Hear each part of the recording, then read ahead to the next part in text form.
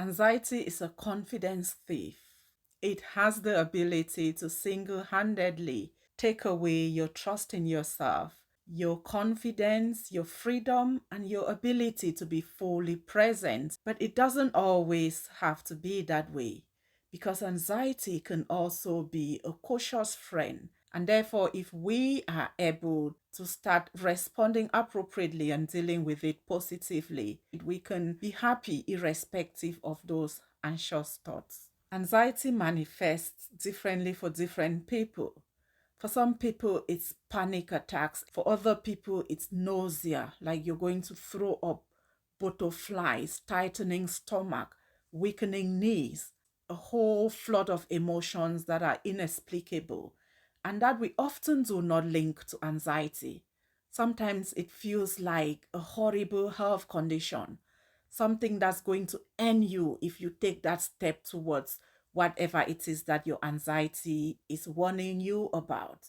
Once you're able to understand exactly how your anxiety shows up, time, place, people, situation, those are the kind of things that you have to start to be cautious about, to be aware of, to start to link situations and address situations in your life more appropriately.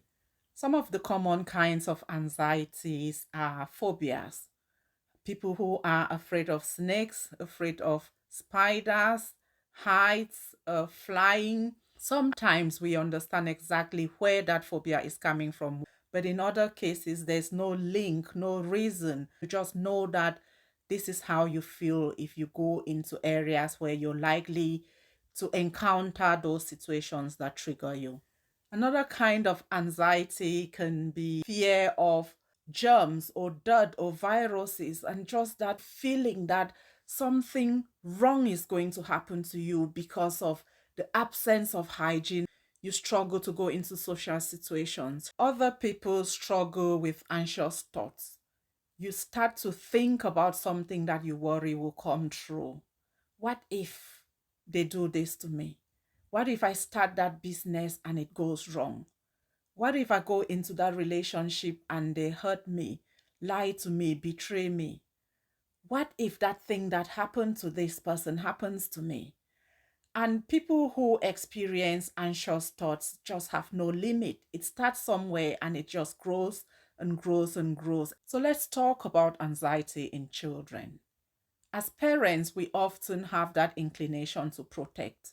When a child wakes up and tells you that they don't want to go into school because the teacher said this child said that, this subject treats me this way, I have this sick feeling in my tummy, I feel nauseous, all those sensations of anxiety that we spoke about. And sometimes children are genuinely sick, obviously, you have to bear in mind.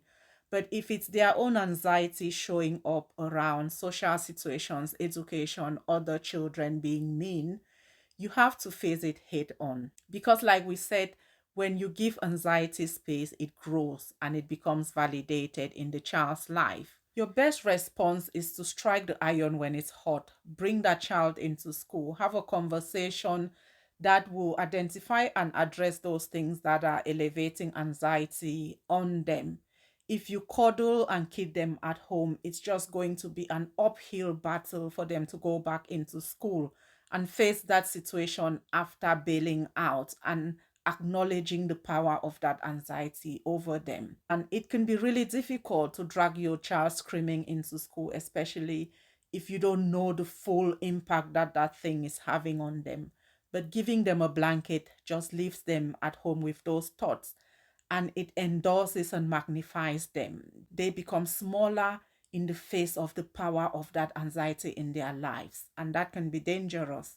Sometimes we have to push the boundaries of discomfort to make children grow around their anxious areas, those thoughts or feelings or emotions that trigger them in relation to where they go, who they see, what they do, and what they perceive to be able to ruin their self esteem and sense of self.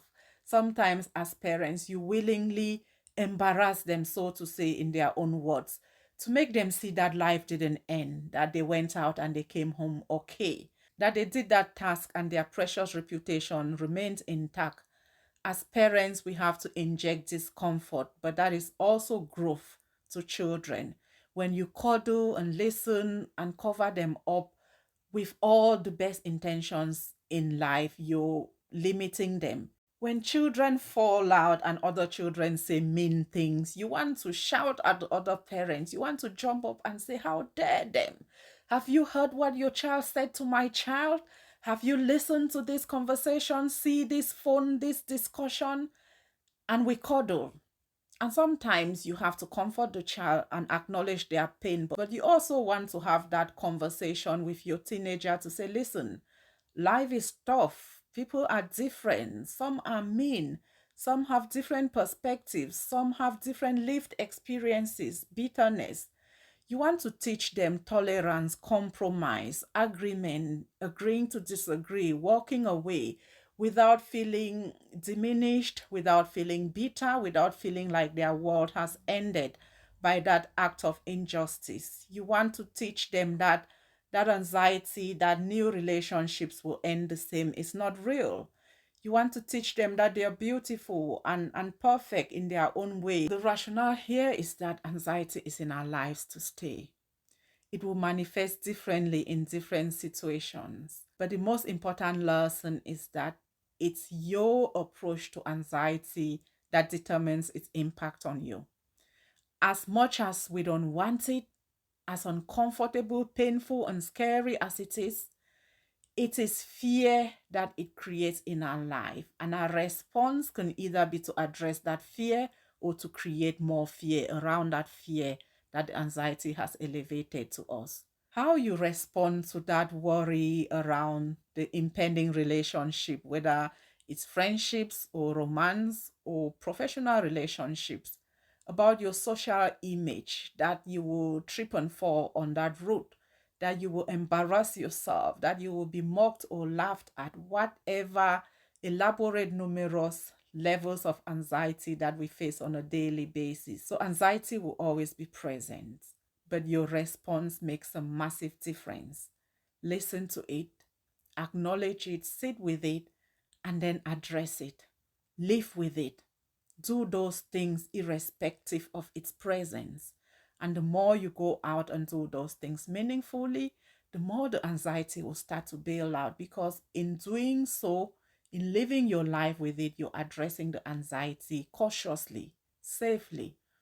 And then you're building evidence that that anxiety is not going to kill you. Those relationships are not going to ruin you.